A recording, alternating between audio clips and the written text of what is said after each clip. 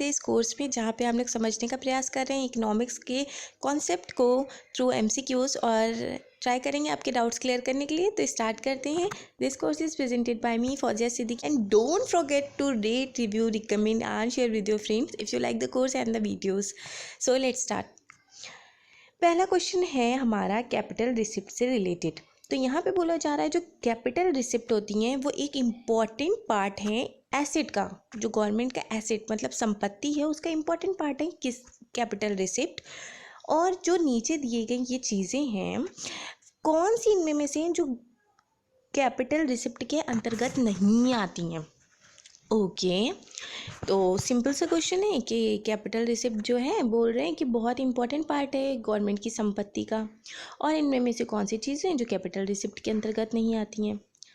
Borrowing from RBI, तो RBI से जो गवर्नमेंट बोरो करती है वो, recovery of loans, disinvestment in PSUs मतलब पब्लिक सेक्टर अंडरटेकिंग्स। तो हमें बताना है कि कौन सी नहीं आती है, तो हमारा आंसर हो जाता है डी, ये सारी की सारी ही आती हैं, all of part of capital receipt. So अगर समझ में आ गया तो बहुत अच्छी बात है, नहीं आया तो और भी अच्छी बात है क्योंकि अब आ जाएगा। सबसे इम्पॉर्टेंट चीज़ क्या है कि ये समझा जाए कि कैपिटल रिसिप्ट है क्या। Capital receipt are non recurring income cash flow into business which leads to the creation of liability and decrease in assets. तो कैपिटल रिसिप्ट एक ऐसी सिचुएशन है जिससे या तो वो क्रिएट करेगी लायबिलिटी या एसेट जो कि संपत्ति है उसको कम कर देगी। अब एक एग्जाम्पल से इसको अच्छे से समझते हैं। मान लो कि आपकी सैलरी 10,000 है, ठीक है। आपकी सैलरी मिली 1 तारीख को और 15 तारीख को आपकी सारी सैलरी आपने ख़त्म कर दी, और बाकी के जो बचे हुए 15 दिन थे उसमें आपको एक अर्जेंट प्रॉब्लम आ गई जिसकी वजह से आपको पैसे चाहिए ही चाहिए थे। आपको 10,000 की ज़रूरत पड़ी और आपके पास बिल्कुल पैसे नहीं थे। आप इस सिचुएशन में दो ही चीज़ें कर सकते हो, क्या, एक तो उधार ले लो या दूसरा अपनी कोई संपत्ति को बेच दो, ठीक है। अगर आप उधार लेते हो तो आपके ऊपर लायबिलिटी बढ़ेगी, और अगर आप अपनी संपत्ति बेचते हो तो आपकी संपत्ति में कमी हो जाएगी, डिक्रीज़ हो जाएगी, ठीक है।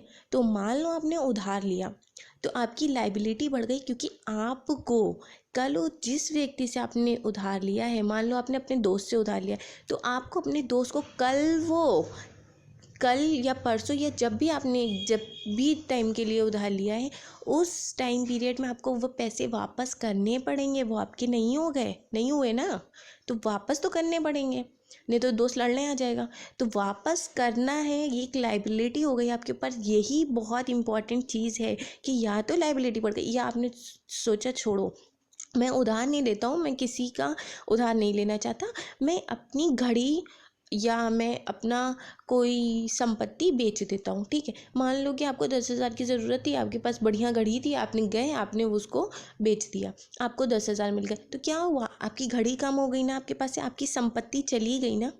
तो यही है बस कैपिटल रिसिप्ट। जब गवर्नमेंट, हमारी सरकार को ऐसी कोई ज़रूरत पड़ती है कि जब उनको हम रुपयों की आवश्यकता होती है, पैसों की आवश्यकता होती है, लेकिन उनके पास नहीं होते, तो वो क्या कर सकते हैं, या तो वो बोरो कर ले, ठीक है, या तो वो अपनी कोई संपत्ति बेच दें। अगर वो बोरो करते हैं तो उनको पर लायबिलिटी बढ़ जाती है कि उनको कल वो वापस भी करना है, ऐसा नहीं है कि वो अपने पास रख लेंगे। और अगर वो कोई संपत्ति को बेच देते हैं तो उनके क्या हो जाता है, एसेट कोई कम हो जाता है। तो क्या हो गया यहाँ पे, यही एक कैपिटल रिसिप्ट है भैया, कि जब आपको ज़रूरत पड़ रही है तो आपको या तो उधार लेना पड़ रहा है या तो आपके एसेट में कमी हुई जा रही है।